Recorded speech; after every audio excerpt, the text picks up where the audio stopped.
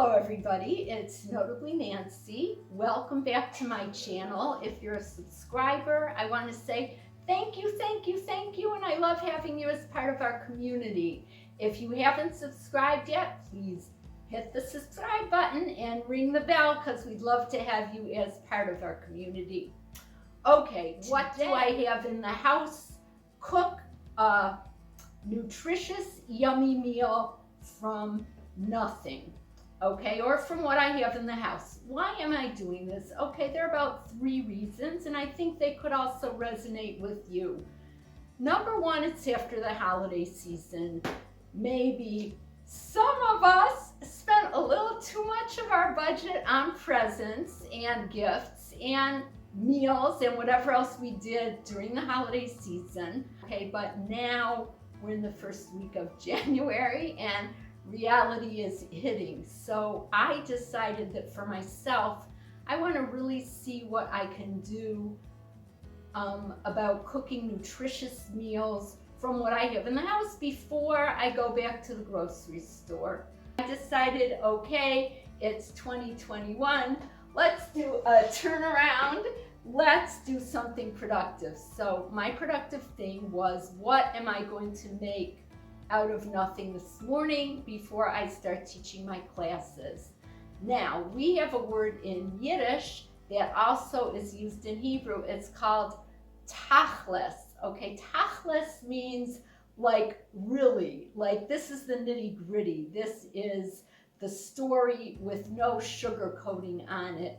So tachlis, I want to take you to my refrigerator and freezer and open it and show you, like, I'm not playing a game. I really do not have things in here. Okay, are you ready? Do, do, do, do, do, do. Here's the fridge. Let's see, I'm turning on the light here. Okay, and you can see I'm not fooling. I have like 2 cartons of milk, part of an orange juice, some eggs, a little bit of this, really not too many fruits and vegetables. I'm also going to show you my freezer because it is not stocked at this point.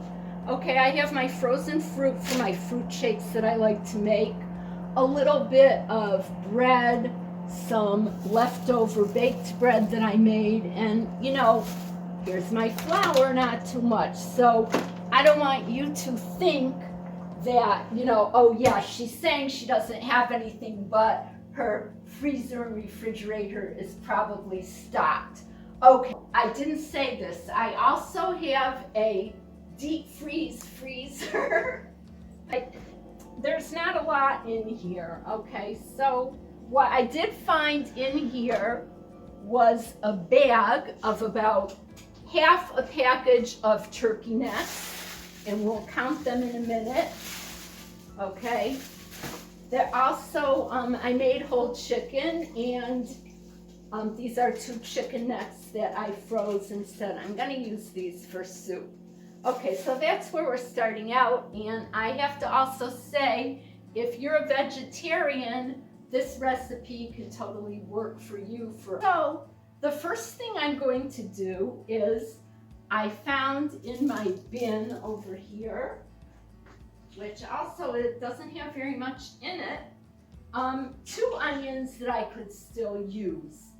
Okay, so the first thing that I'm doing is slicing these onions because this is the first thing that I'm going to put in my soup.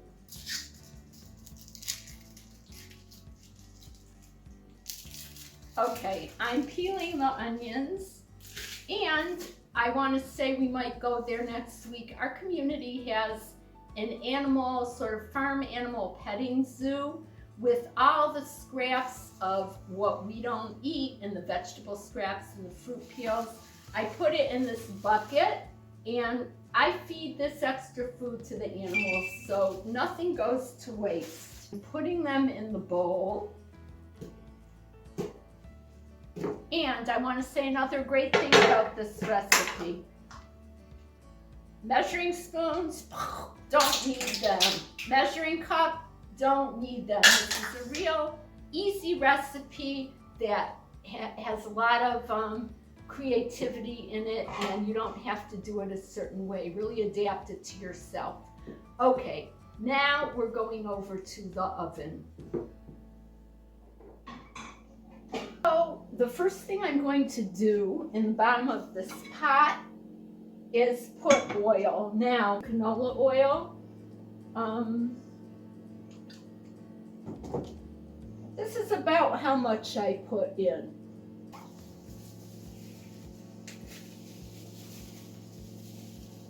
2 chicken necks in here. I don't even know how many turkey necks I have, but what's good about the turkey necks is that they provide a lot of iron. They're really nutritious, and they make a nice thick soup.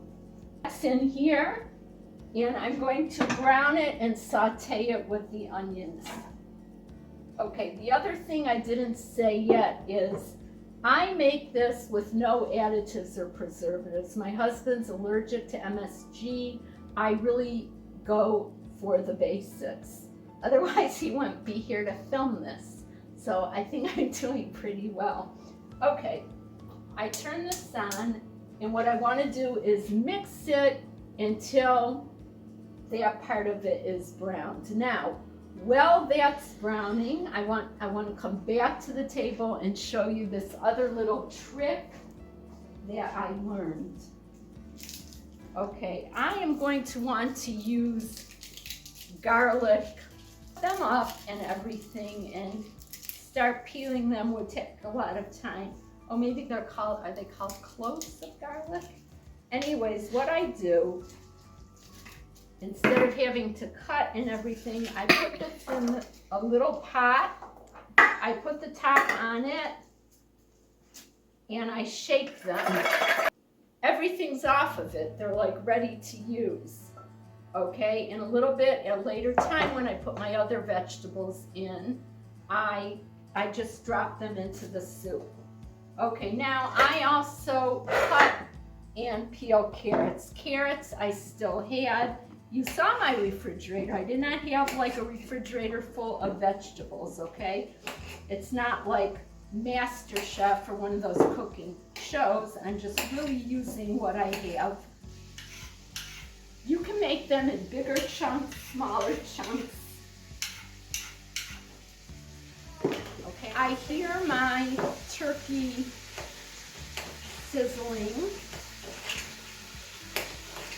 In the meantime, I'm cutting these up to about this size, the carrots. You show them like what it looks like inside the pot. Okay, I'm spinning it up. Okay, usually I make about half a pot full. Okay, so I'm just filling it with water. Carrots in.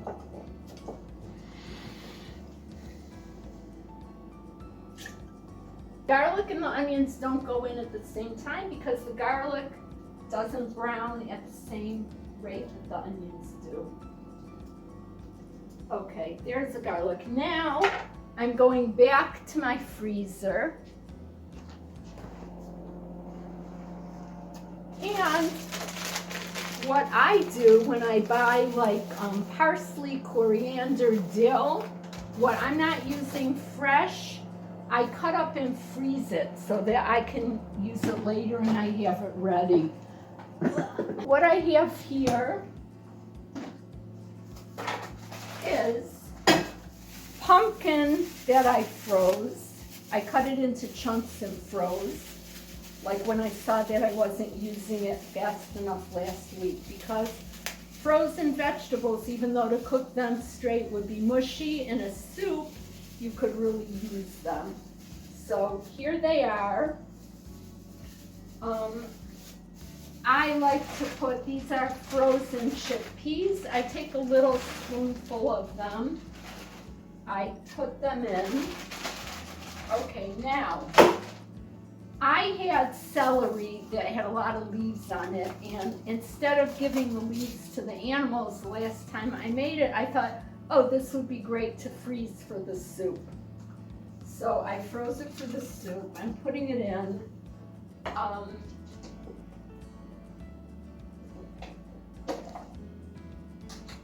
Okay, this is the dill, and I learned this really from my grandmother, to put dill into the soup. I think it gives it a really nice flavor. And see, it's all cut up. All I have to do is spoon it out and put it in. Okay, this is, these containers are so hard to open. Whoa. Okay, this is the parsley. I'm also taking another spoonful. I think it gives it a nice color to have some green in it and a nice taste. And this is the coriander. Yeah, the coriander. I'm putting a little in. So I have like 3 greens in. Okay, now I'm mixing it up. I'm telling you, if I had fresh mushrooms or canned mushrooms, I'd put them in, but I don't have them, so I can't use them. The other little secret that makes it a thick soup is, this is pearl barley. Again, I don't measure it. I just put about a handful in. Now, before I add the spices, I'm going to let that come to a boil. But while it's boiling, let me go over the spices that I'm going to use for this. I said before, I don't use additives, I don't use preservatives, I don't use soup mixes, because any additives, preservatives, or soup mixes my husband is allergic to. But besides that, believe it or not, the soup can be delicious like without all that stuff. Okay, the first secret ingredient, this is called kosher salt, but what it is coarsely ground salt. Okay, and I'm gonna put like kind of a palmful in. I'm not putting it in now, but I'll show you. Like a palmful of kosher salt in here. This is coarsely ground garlic. Okay, it's not the powder. You could use the powder, but I like the coarsely ground. I'll put about that much into the soup. This is my coarsely ground pepper. Okay, and you can see it's not a powder, like it's coarse. Okay, I'll be putting that in.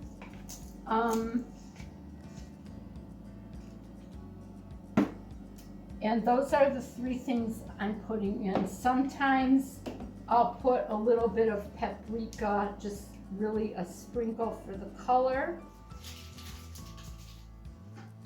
I have these onions that haven't been used in time. Okay, so I could put them right into the animal feed, but instead I'm going to cut off the tops of these onions because they'd be really great to use in the soup.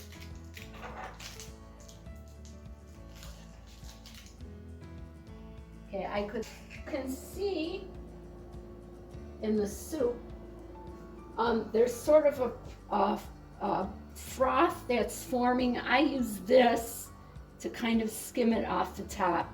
You can do that or you don't have to do it. I'm still waiting for it to boil, but since it's a forgiving soup recipe and I have classes to teach, I'm going to put my spices in now. I'm stirring it up.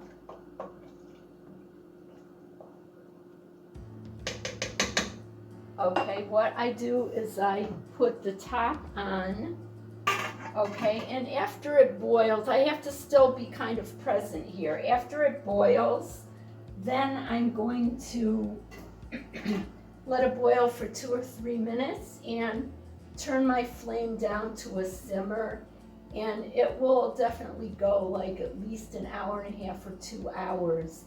When you come back out from your teaching, your house will smell amazing, like you've been cooking all day, and you'll have a big bowl of soup to enjoy. Okay, the other thing I have to mention, if anybody has children or grandchildren, okay, this is what sells the soup, okay, for children or grandchildren. And I always keep these on hand. Okay, these are soup nuts or soup croutons.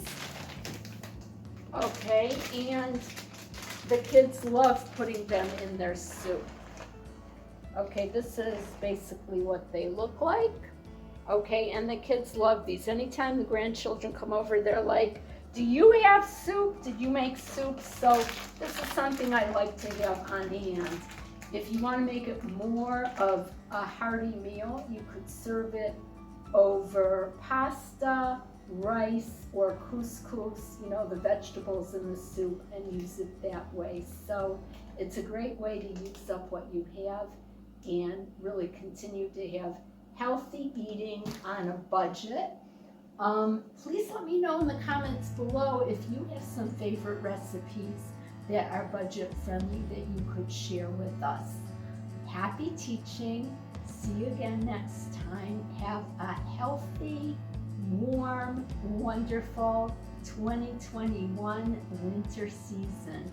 Goodbye.